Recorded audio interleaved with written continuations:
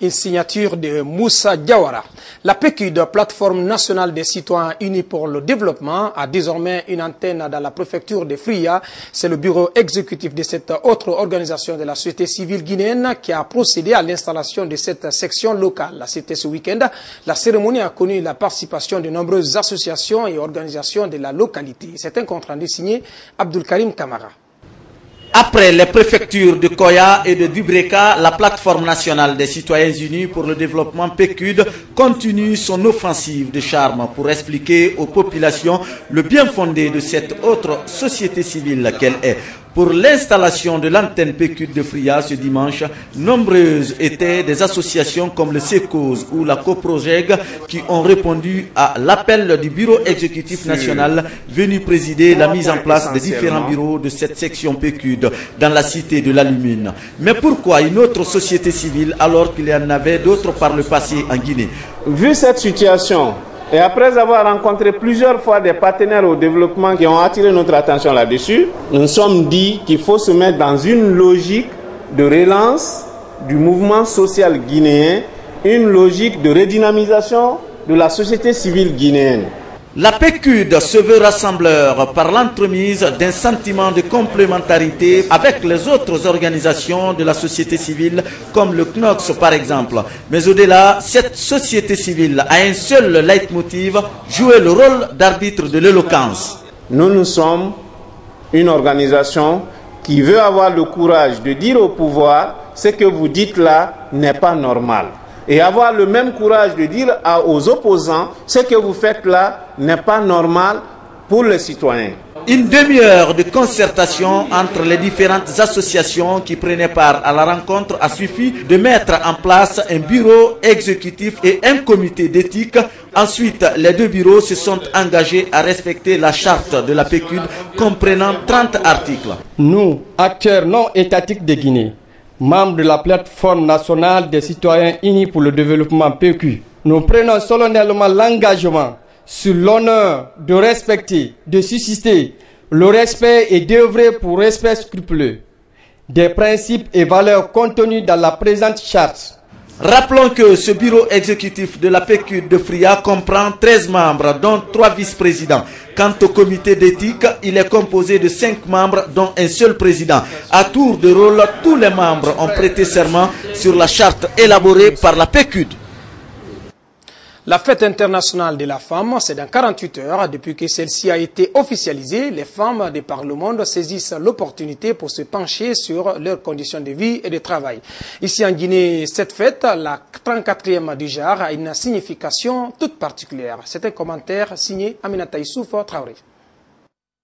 C'est le 8 mars 1977 aux États-Unis que la fête internationale des femmes a été officialisée. Elle trouve son origine dans les luttes ouvrières et suffragettes du début du XXe siècle pour de meilleures conditions de travail et le droit de vote. À signaler que c'est une journée au cours de laquelle les groupes et associations des militantes font non seulement des manifestations pour fêter leur victoire et leurs acquis, mais aussi une occasion de faire entendre leurs revendications afin d'améliorer leur situation.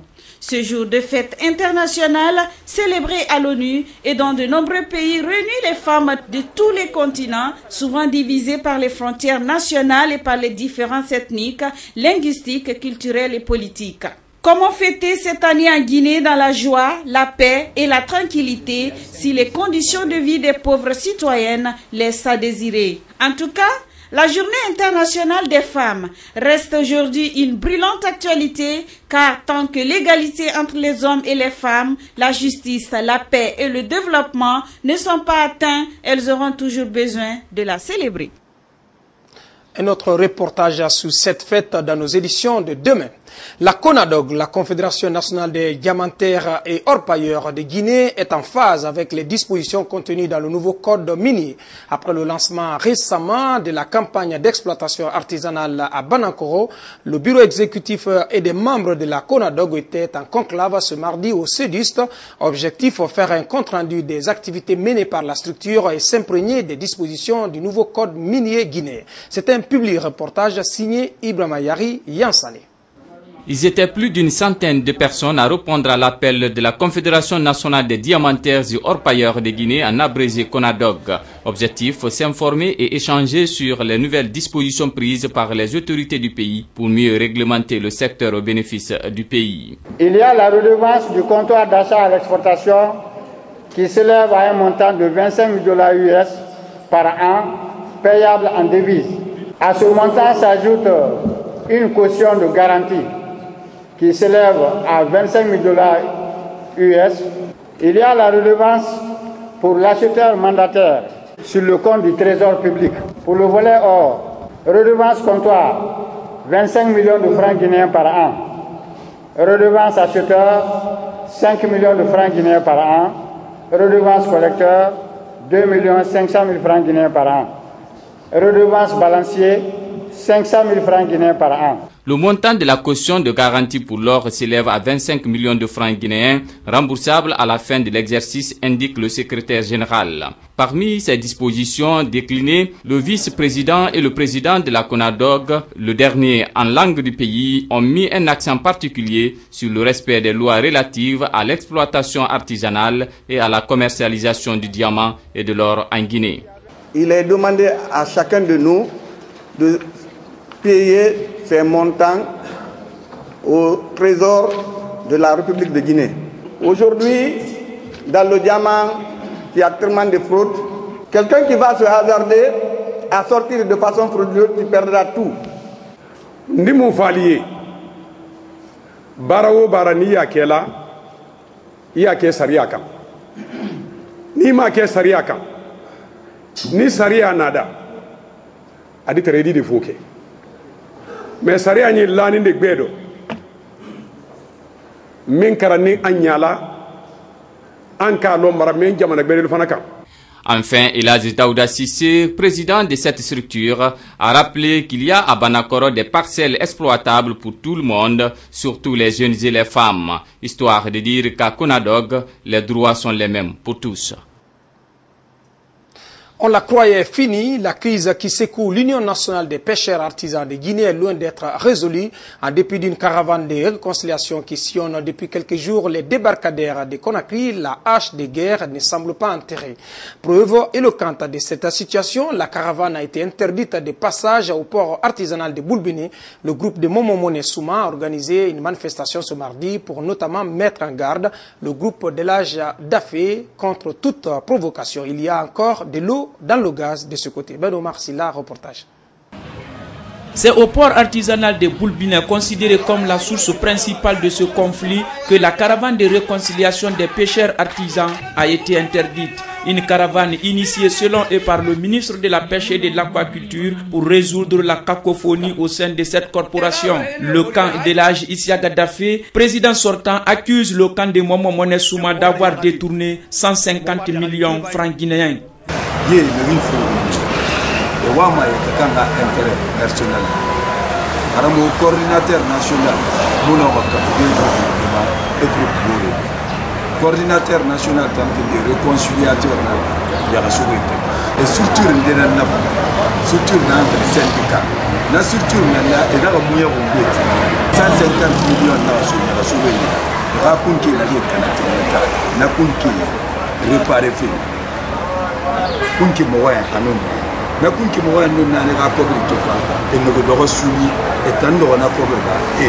En interdisant le passage de la caravane au port de Boulbini, la nouvelle union dirigée par Momomone Souma a organisé ce mardi un meeting qui a regroupé plusieurs acteurs de la pêche pour mettre en garde l'union d'Elhadji Daffé.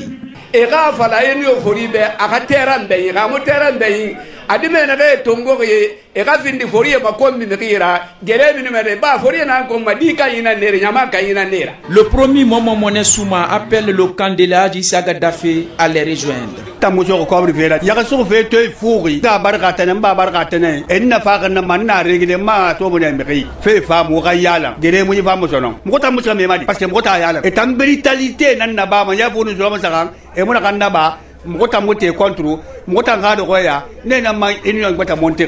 Président de cette manifestation, le président de la Confédération nationale des professionnels de la pêche en Guinée, CONAPEG, a rassuré que les deux groupes seront réconciliés pour le bonheur de la paix dans la pêche.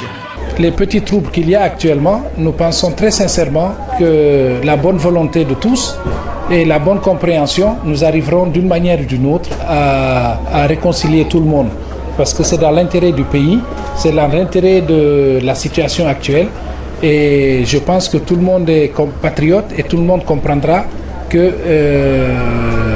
tout le monde finira par s'entendre. Cette rencontre de Boulbine montre de plus que c'est toujours la cacophonie dans l'Union nationale des pêcheurs artisans de Guinée. Les regards sont désormais tournés vers la rencontre des pêcheurs avec le président de la République prévue le 14 mars prochain. Une histoire bien filandreuse. Une page culture dans cette édition. L'agence guinéenne de spectacle avait joué toute sa partition pour la consolidation de la paix et la réconciliation nationale.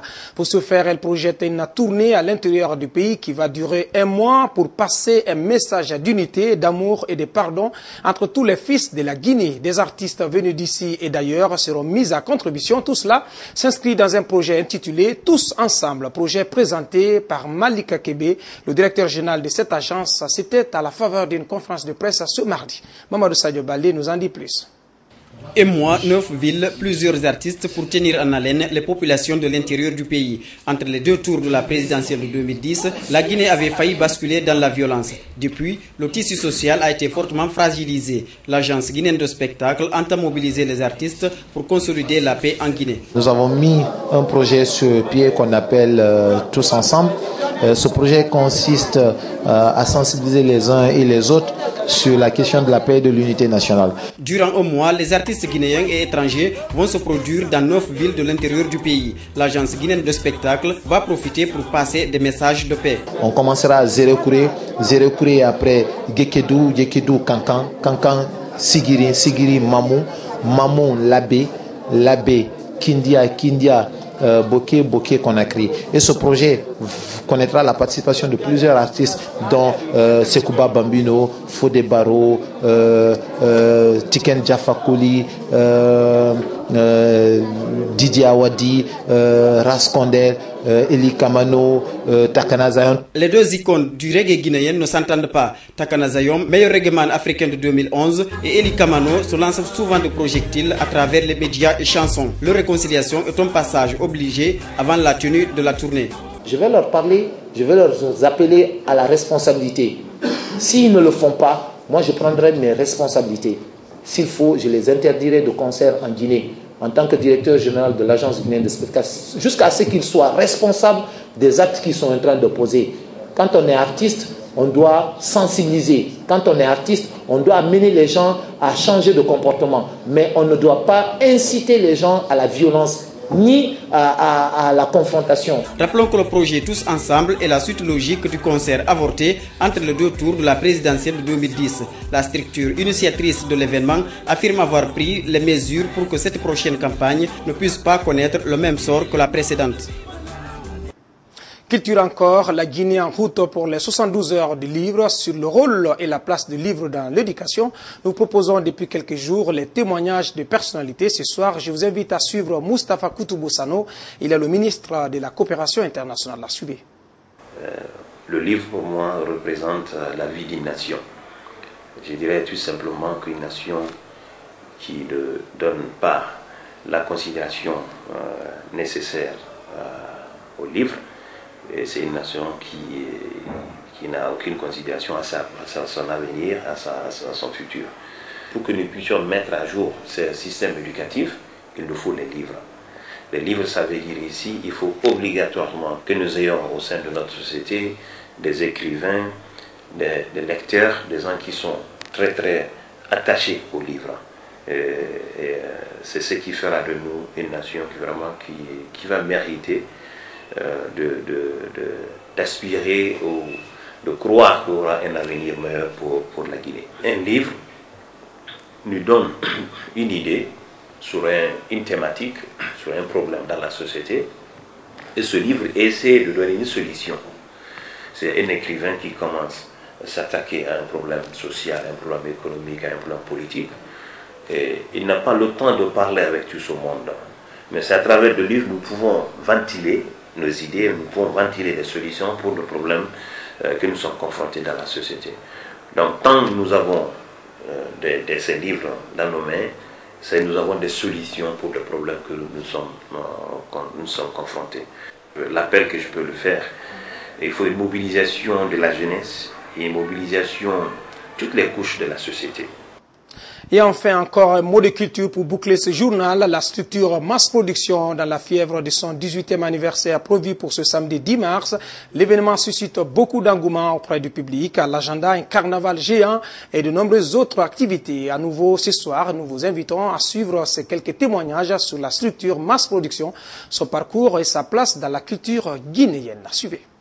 Après la fête des femmes, Mass Production est conduite, managée et dirigée par une femme, avec une double fête. Évidemment. L'anniversaire et la fête des femmes, même une fête mondiale. Ce que je peux dire de Mass Production, c'est que c'est une activité que j'applaudis, c'est une activité qu'il faut continuer, qu'il faut nourrir, qu'il faut encourager. C'est un événement, 10 ans, c'est un événement qui n'arrive pas tous les jours, et quand ça arrive, il faut en profiter pour encourager les jeunes filles à prendre la voie de Mass Production. Il faut encourager les privés à prendre le relais du gouvernement, afin que nous sommes dans une démocratie, nous entrons dans une ère nouvelle de changement, aussi bien pour la démocratie que pour les activités culturelles. En tant que ministère de tutelle de Mass Production, c'est une fierté. Je souhaite que Mass Production ait les moyens de sa politique. Moi, je suis artiste, créateur, donc je souhaiterais que des années plus tard, Mass Production vienne produire quelques-unes de mes productions musicales. Et il y a des chanteurs, il y a des anciens chanteurs dans ce ministère. Là-bas, je veux faire un cadeau pour mon public. Seulement, c'est pour leur montrer ce que j'ai dit, tout ce que j'ai en train de dire, c'est pas un rêve. Abraham Sonti, je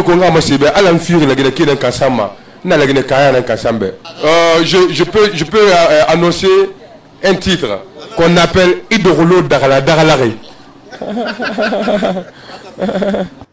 Joyeux anniversaire à Mass Production par anticipation. Voilà, mesdames et messieurs, comment prend fin ce journal. Merci de nous avoir accordé votre attention. Restez fidèles à Évasion Guinée. Bonsoir à ceux qui nous regardent. Amdallah. À bientôt.